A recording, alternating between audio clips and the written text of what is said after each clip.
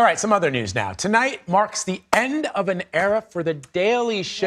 Yeah. I am so sad about this. Trevor Noah will host his final show after a 7-year run. Noah tackled presidential campaigns, police violence, systemic racism, and even, of course, the global pandemic during his tenure. We should note, of course, that the show airs on Comedy Central, which is owned by CBS News' parent company, Paramount Global. So joining us to talk about this is Joi-Marie McKenzie. She is the editor-in-chief of Life at Insider, where she oversees entertainment and lifestyle coverage. So great to have you. So great to talk with you. It's on a sort of sad note because a sad trombone, like, oh. Yeah. I don't want Trevor to go because I think he's been great. But let's talk about what made him great, Joy. What was it about Trevor Noah and his mix of comedy, but also the marriage of serious topics that made him successful, but also set him apart from his predecessor, which is, of course, the legendary Jon Stewart? Yeah, I'm sad too. This was, Trevor Noah was one of my favorite late night hosts. If you look at the landscape of late night hosts, right, he stands out not only because he's a man of color, but he's also an immigrant. When he initially started the show, he was 31 years old. So he also offered a really unique perspective into the eyes of millennials, which I'm a part of, a proud member. And now that he's sort of inching toward his 40s, he's saying goodbye. But I think his voice was vital. Trevor Noah was really great at breaking down really complex issues in a nuanced perspective. And I think in a late night world full of Jimmys, Trevor just stood out. Do you think maybe it helped a little that he wasn't from here? Because I was one of those people that when he was first announced, I was like, oh. You're like, who? I don't know. Yeah, and he's a stand-up comedian, South Africa. And I wondered if he would be able to be openly critical of the goings-on here without backlash. Do you think actually it helped that he wasn't from the U.S.?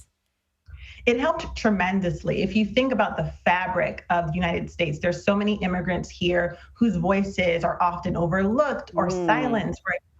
My husband in particular, he's from Trinidad and is still a proud of Trinidadian nationality. And so Trevor really represented those people, or I shouldn't say those people, but don't worry, I'm an immigrant too. We are. I am. I'm a first-generation American. You're first generation. Yeah. I'm an actual immigrant. I mean, I feel you. You guys get what I'm saying. All the feels. But he really represented that community really well. And I think he provided sort of an outsider's perspective on American politics that made us question the things that we sort of take for granted or take as status quo. And so I think his voice was really vital in that way.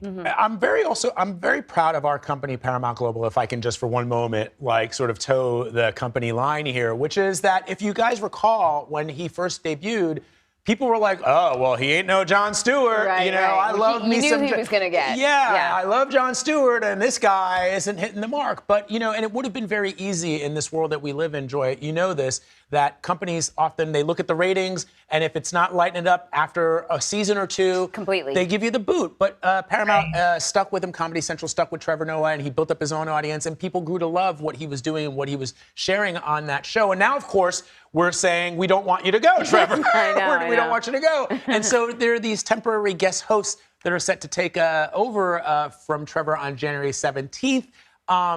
Talk to us about that road to where Trevor is now, where that he is loved and respected, and these 5 hosts that are going to be guest hosting and who could potentially be the permanent host. Yeah, I really think Trevor hit his stride during the pandemic. We were all in our homes watching him sort of wade through this. And I remember him going viral several times on issues around the pandemic, on Kim Kardashian and Kanye West drama. I mean, he was so adept at covering just a variety of issues. He really has enjoyed an amazing career. I think any late night host would want what he has accomplished.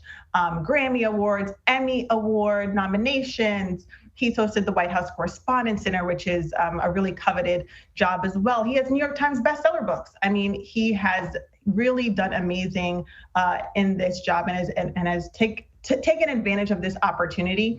I will say there are so many guest hosts that are not strangers to late night that are expected to sort of fill his seat and keep his seat warm until I hope they name a permanent replacement. Some of those names are Chelsea Handler, Wanda Sykes, who just has come off from hosting the Oscars, Marlon Wayans, John Leguizamo is a really interesting choice as well, and he will be in that seat. I'd be curious to see what he would do with it. Leslie Jones, of course.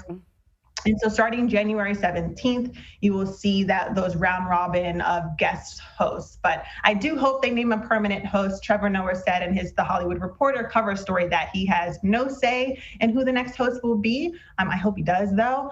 So I'd be really curious to see what they do with the seat.